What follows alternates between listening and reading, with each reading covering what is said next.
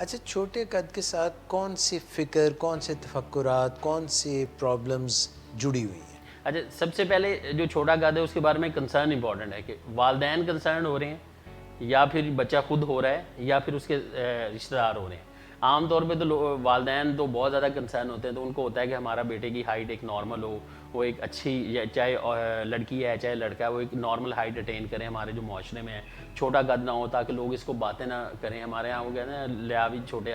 ہر کسی کو, ہاں چھوٹے. تو اس لیے جو ہے وہ ایک تو یہ کنسرن ہے, دوسرا ہمارے یہ اسٹگما کے طور پہ بھی لیا جا سکتا ہے, جس سے سائیکو جو ہے وہ سائیکولوجیکل ایشوز آتے ہیں, لوگوں کو نفسیات کے مسئلے ہونے شروع ہوتے ہیں, وہ عام پبلک پلیسز پہ نہیں جاتے, وہ کہتے ہیں کہ ہمارے لیے بڑا مشکل ہے, ٹھیک ہے, لوگ ہمیں جو ہے وہ ایک عجیب نگاہ سے دیکھتے ہیں کہ یہ دیکھو یہ چھوٹا آ گیا ہے, یا ایون دوست, ایسے لوگوں کو دوست بنانے میں بھی بعض اوقات مشکل ہوتی ہے کیونکہ سائیکولوجیکل ایشوز زیادہ ہوتے ہیں. پھر یہ ہے کہ جو امپورٹنٹ چیز یہ ہے کہ اس میں جب کوئی چھوٹا قد نوٹس کرتا ہے تو اسے چاہیے کہ وہ اپنے والدین کی ہائٹ جو ہوتی ہے, جو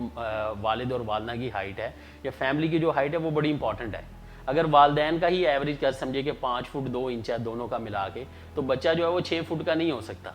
ٹھیک ہے, تو وہ اسی ہائٹ کی درمیان میں بلکہ آئے. شکر کریں کہ وہ بچہ پھر 6 فٹ کا نہیں ہو رہا, پھر وہ یہ paternity D N a test نہ کرانا پڑ جائے. جی یہ بھی ہے. دوسرا یہ کہ اگر